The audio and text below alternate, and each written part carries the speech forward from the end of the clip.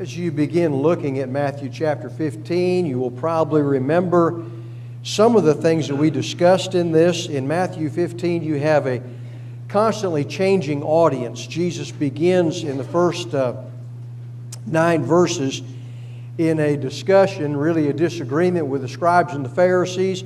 What was the complaint that the scribes and Pharisees had?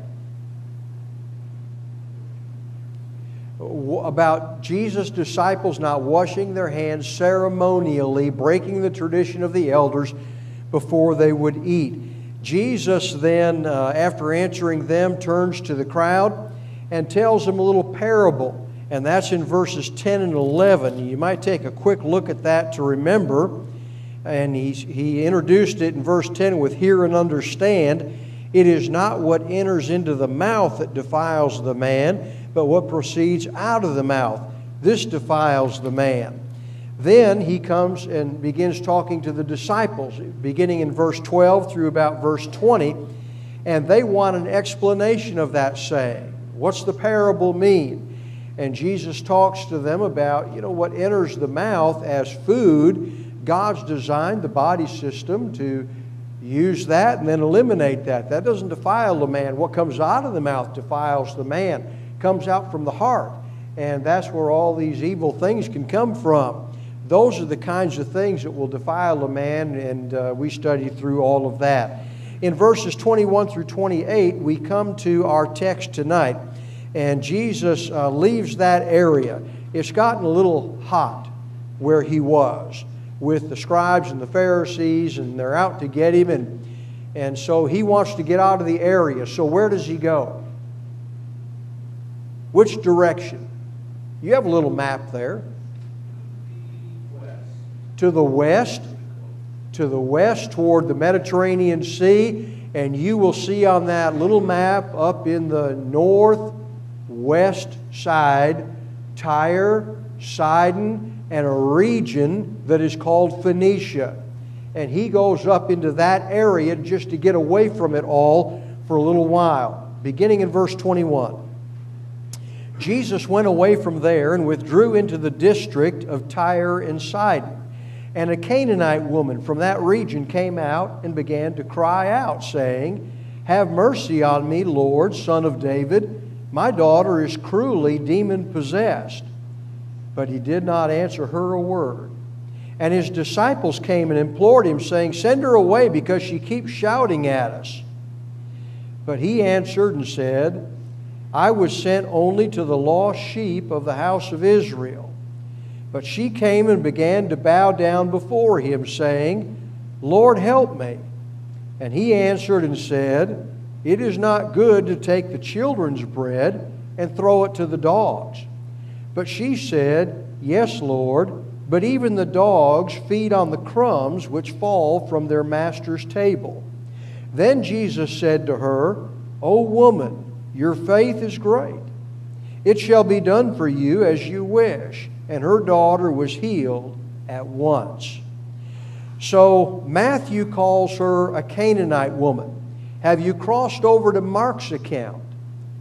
Anybody go over there? And how does Mark talk about her? Not a Canaanite woman, the Syrophoenician woman. And you'll find that in Mark chapter 7, beginning in verse 24. Jesus got up, went away from there to the region of Tyre, and when he'd entered a house, he wanted no one to know it. Yet he could not escape notice. But after hearing of him, a woman whose little daughter had an unclean spirit immediately came and fell at his feet. Now the woman was a Gentile of the Syrophoenician race, and she kept asking him to cast the demon out of her daughter. Matthew said, shouting at Jesus over and over and over. So the disciples finally said, tell her to be quiet, send her away, whatever it is. She just keeps shouting. And at first Jesus didn't answer a word, but she kept calling for his help. So her faith and understanding of the power and position of Jesus is remarkable. How did she refer to Jesus?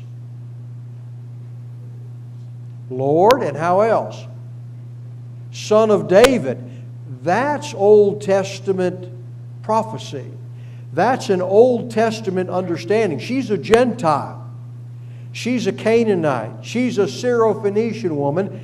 And she knows enough about Old Testament texts to call him Son of David. That's really remarkable. Jesus takes note of that. He hears that.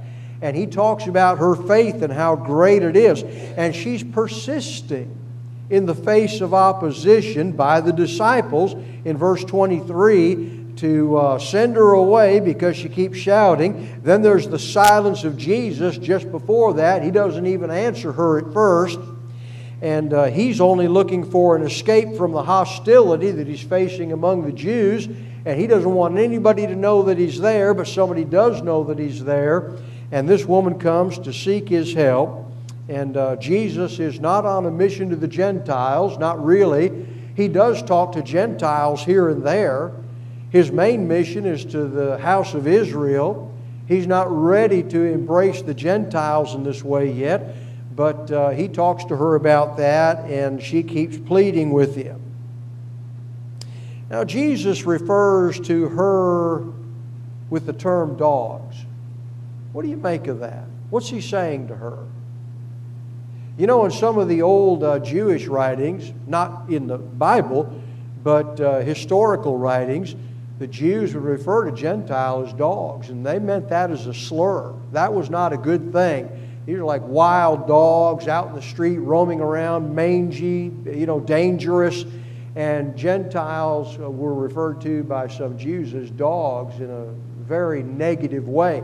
Well, Jesus uses the word dogs here. How's He using it? Is it in that way or a different way? Kay said, well, it's got to be different, because that doesn't sound like our Lord. That doesn't sound like Jesus. It just doesn't match up with His character. So it's got to be different, and that's exactly right. This is a diminutive. And by diminutive, I mean there's an attachment to the word that would indicate little dogs. So you're talking about a family pet. You're talking about something tame, something loved, but not equal to the children, under the table. You know how they are. And you have a kindness in your heart for them, but they're not equal to the kids. There's a difference there. So He uses a word, a diminutive of that makes it more of a loving kind of terminology, but letting her know that right now the Gentiles are in a different place than the Jews. I'm sent to the lost sheep of the house of Israel. And so she begins to plead with Him some more and said, even those little dogs, they'll sit under that table and they'll catch a few crumbs here and there. Think about how she views her request for her daughter. She is demon-possessed. She's sorely plagued by it. She's begging Jesus to help her. And she looks at that as a crumb under the table. Not only is He the Son of David, but He is so powerful, has so much authority at His command. To heal her little daughter is just a crumb under the table. Doesn't diminish His mission to the house of Israel one iota.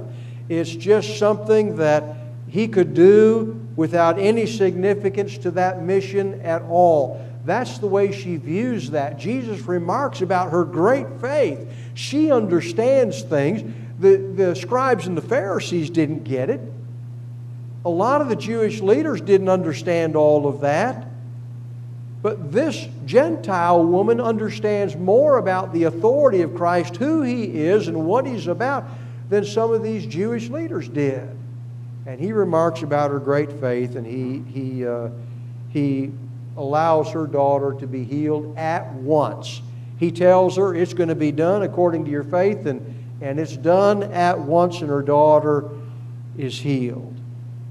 You have some comments about that, thoughts you want to add? Let's keep searching in our text to verse 29 through about verse 31. Departing from there, follow this on your map now. You're departing from the area of Tyre and Sidon. He's Leaving there, he's heading back in the direction of the Sea of Galilee. And having gone up on the mountain, he was sitting there. And large crowds came to him, bringing with them those who were lame, crippled, blind, mute, and many others. And they laid them down at his feet, and he healed them. So the crowd marveled as they saw the mute speaking, the crippled restored, the lame walking, the blind seeing, and they glorified the God of Israel. So now he's healing the multitudes. Again, if you go over to Mark's account, go back to Mark chapter 7. Keep a reference there, maybe a marker in Mark 7, because you're going to be going back and forth there through this chapter quite a bit. And in Mark's account, chapter 7, verse 31, again he went out from the region of Tyre and came through Sidon to the Sea of Galilee within the region of Decapolis. What's Decapolis mean? What is that word? What's Deca? 10. Decalogue. Decapolis, 10. It has to do with 10. And polis, Decapolis,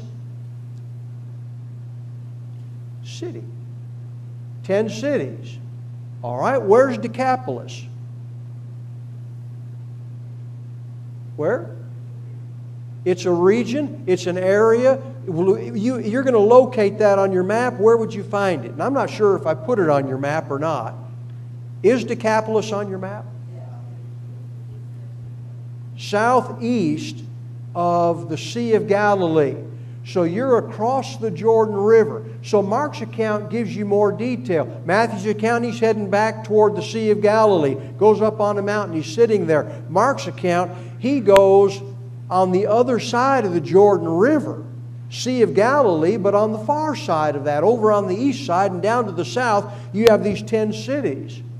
What do you know about that? Who lives there predominantly? Jews or Gentiles? This is mainly a Gentile region. There's a lot of Gentiles there. So this becomes a very interesting context for Jesus to be healing people in the area of Decapolis, and that's where all this is taking place.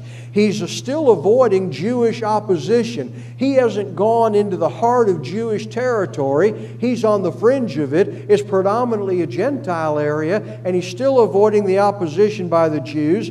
And he's going to be healing this man who was deaf, and so he also had trouble with his speaking. Mark 7, beginning in verse 32. They brought to him one who was deaf. So they're bringing all kinds of people to him, all kinds of people. I don't know if it started with this guy and snowballed from there, or if he's one of many of the multitude that they did bring to him, and Mark singles him out and talks about him. But he spoke with difficulty. He was deaf and he spoke with difficulty, and they implored him to lay his hand on him. Jesus took him aside from the crowd by himself and put his fingers into his ears, and after spitting, he touched his tongue with the saliva. And I know we read that and we go, oh, gross. Why would he do that? I don't know, but he did it. And so this is the way he goes about it.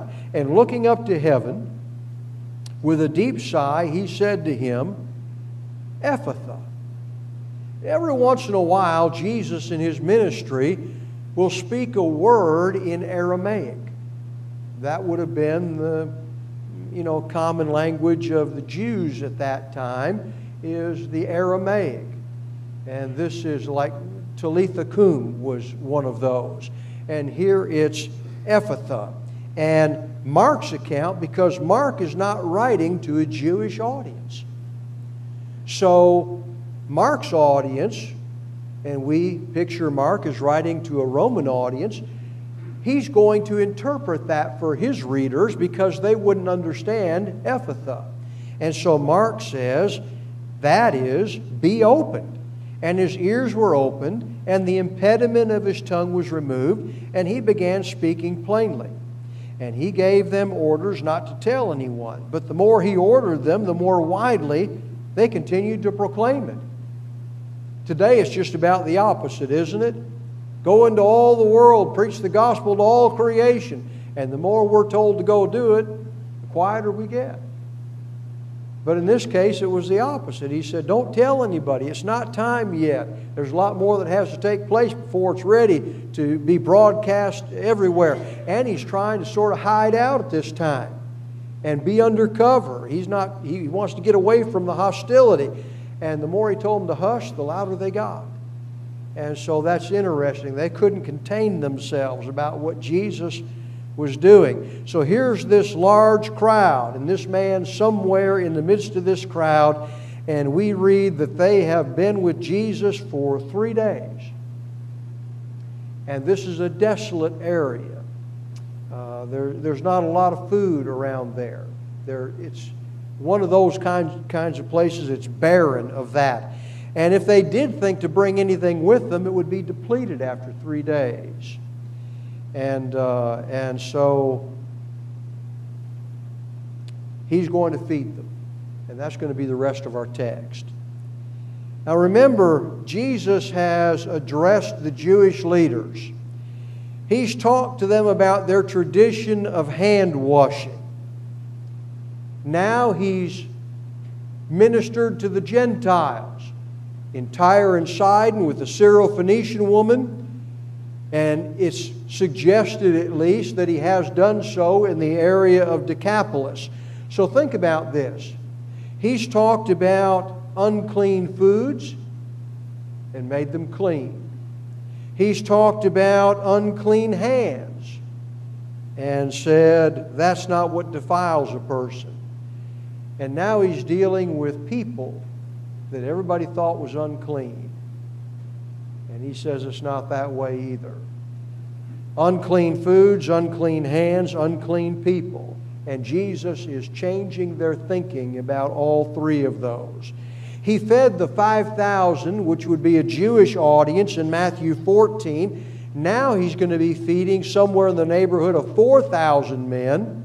So when you add in the women and children, again, you're up at least around the 10,000 mark that he's going to be feeding here in this chapter.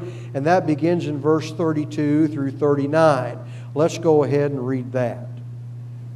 And Jesus called his disciples to him and said, I feel compassion for the people because they've remained with me now 3 days and have nothing to eat. And I do not want to send them away hungry, for they might faint on the way.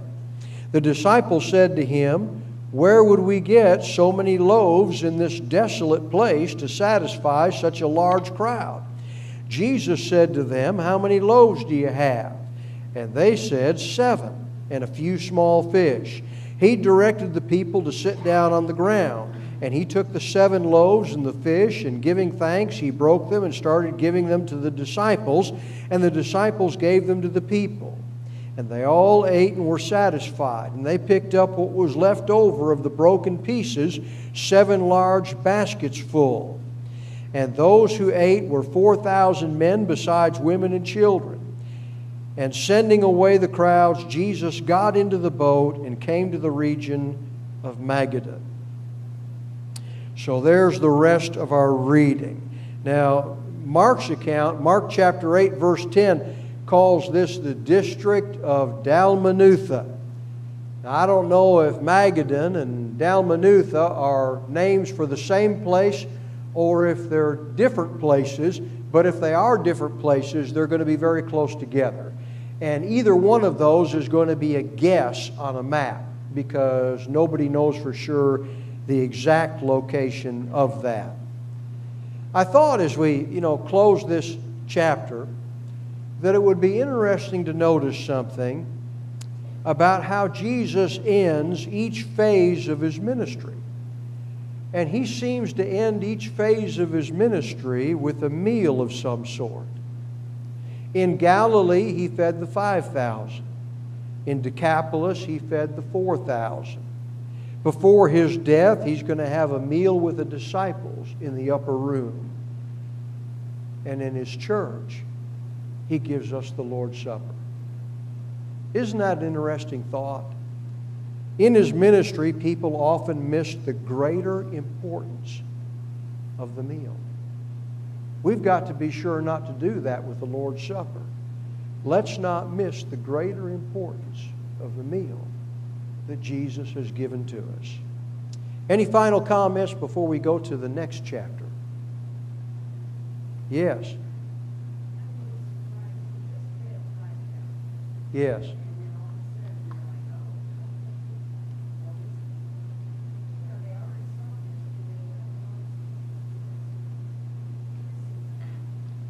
Kay brings up that he just fed 5,000. It wasn't that long ago. He just fed 5,000. And now he's got 4,000, which is less than the 5,000. He saw what he could do with 5 loaves and 2 fish. Now they got 7 loaves and more than a couple fish. And so, did they forget? Are they that dense? But you remember when Jesus walked on the water, He said, "O ye of little faith," because they didn't understand about the feeding of the multitude. If they would have gotten the point of feeding the multitude, they would have understood He could walk on the water, He could calm the waves. Nature is at His beck and call. He controls it all. So they didn't understand about the walking on the water, and now here's another situation almost identical to the previous feeding of the 5,000, and still it's like they're like, "Oh, we don't know what we're going to do." And we look at that and we shake our heads and we go, "Man, what's the matter with these guys? Don't they, are they that slow of learning?" But I want you to consider this.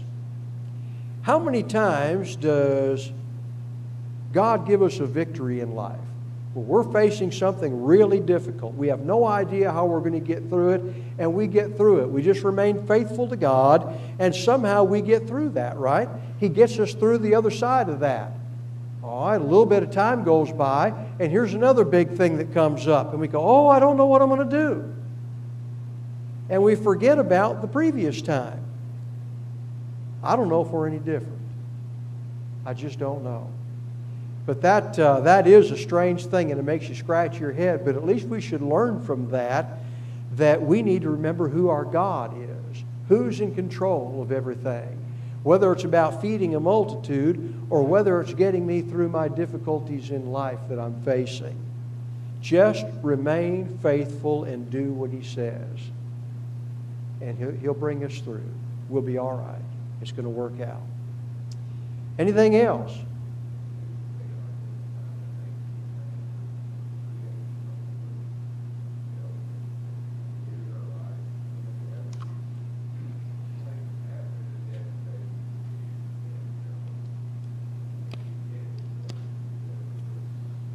Ron says that seems to be the nature of man from the beginning of time all the way through, that we go with the high places and the low places of life. We forget things. We're faithful. We're unfaithful. We just go back and forth that way, and that's true. We see a lot of that. That's the history of the Bible, and unfortunately it tends to be a lot of the history that we live in our lives. And again, we need to learn from that. And remember, if we make mistakes, well, you repent of that and you come back strong.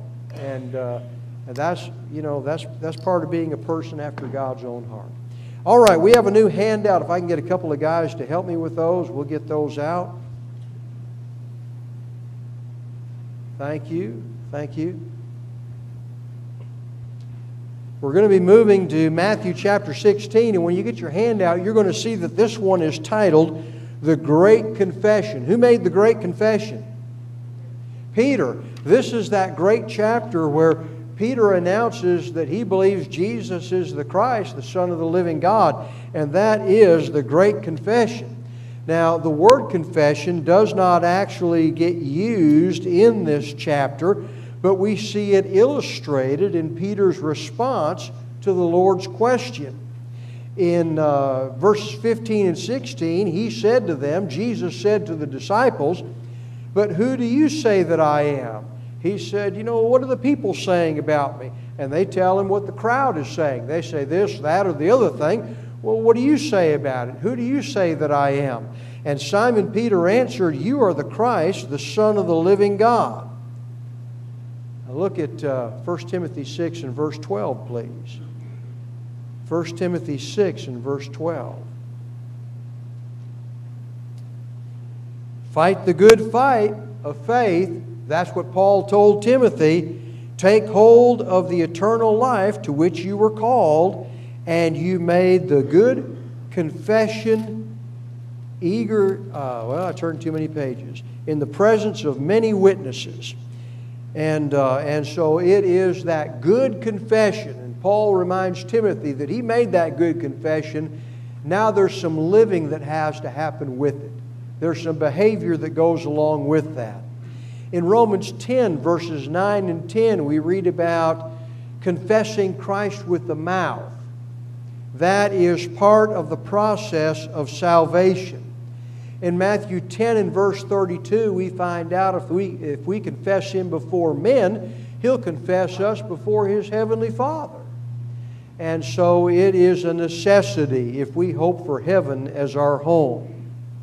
Titus 1:16, please. Let's look at that text. Titus 1:16, just before the book of Hebrews.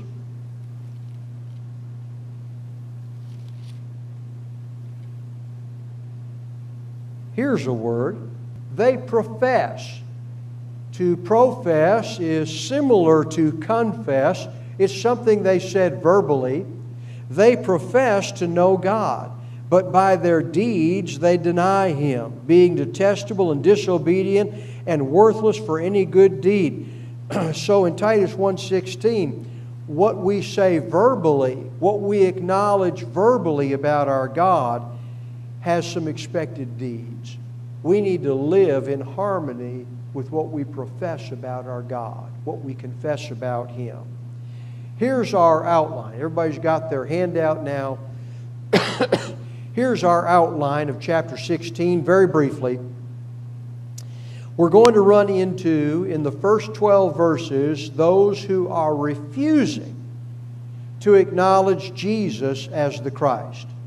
Then, verses 13 through 20, we're going to come to Peter's great confession that Jesus is the Christ, the Son of God. And then in verses 21 through 23, that confession of Peter takes a very odd turn, a very odd path. Verses 24 through 28, Jesus talks about the cross of the confession. There is a cross, a crucifixion involved with it. So that's our brief outline. 4 major points there, 4 major sections, and we'll begin looking at those, verses 1 through 4. The Pharisees and Sadducees came up, and testing Jesus, they asked Him to show them a sign from heaven. But He replied to them, when it is evening, you say, it will be fair weather, for the sky is red. And in the morning there will be a storm today, for the sky is red and threatening. Do you know how to discern the appearance of the sky, but cannot discern the signs of the times? An evil and adulterous generation seeks after a sign, and a sign will not be given to it except the sign of Jonah. And he left them and went away. What's the first thing you notice about those who approach Jesus here? What's the first thing you notice about that? What is it?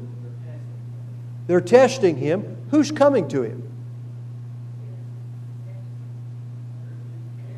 Pharisees and Sadducees. Is that normal?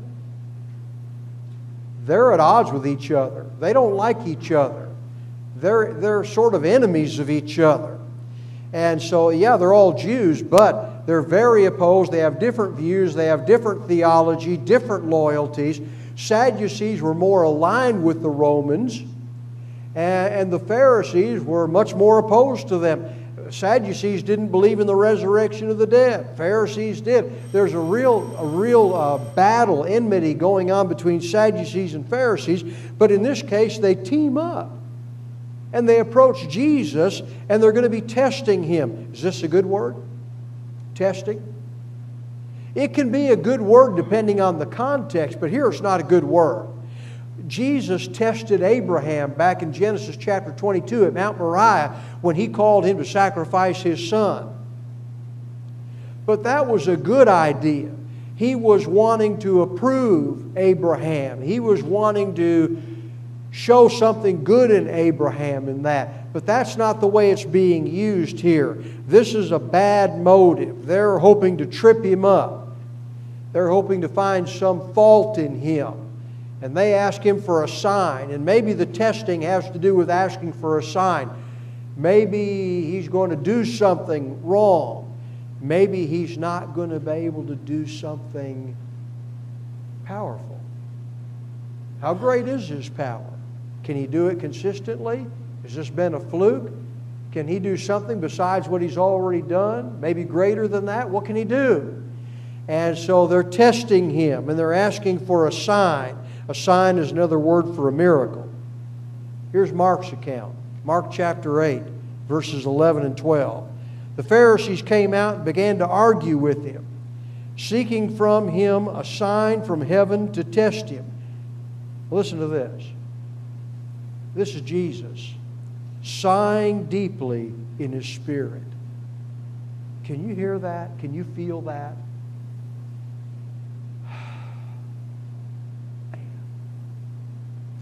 Sighing deeply in his spirit, he said, "Why does this generation seek for a sign? Truly I say to you, no sign will be given to this generation." It doesn't make any sense, does it? Feeding the 5,000, feeding the 4,000, healing the lame. They're able to walk again. Blind people can see. Deaf people can hear. Mute people can speak. Show us a sign, as if he hasn't already done that. And whatever they're asking for is not to validate him as the Messiah. That's not what they're asking for. I think it's interesting that this is not the first time they asked for a sign. And this is not the first time Jesus has replied this way. An evil and adulterous generation asked for a sign. And no sign's going to be given to it except for what? What's the one thing he's going to give to them? The sign of the prophet Jonah. And that's the way he answered it in chapter 12, and that's the way he answers it again here. There's an old saying, red sky at morning, sailor take warning, red sky at night, sailor's delight. That's reflected here in these verses. Where'd they get that from? There it is. That's where it is. And it's interesting that the word heaven, to show them a sign from heaven, verse 1. That word heaven and the word sky in verse 2, the word sky in verse 3, the word sky in verse 3 the second time. That word heaven and the word sky, that's the same word. Verse 1 translated heaven, and the other times the word sky. And the idea seems to be this. They can understand more about the evidence of the physical heavens, but seem unable to read the heavenly clues that have already been given to them about the identity of Jesus. A little play on words there. And that seems to be the thrust of what Jesus is saying. It is 8 o'clock. And it is time for us to go home. Thank you for being here. We are dismissed.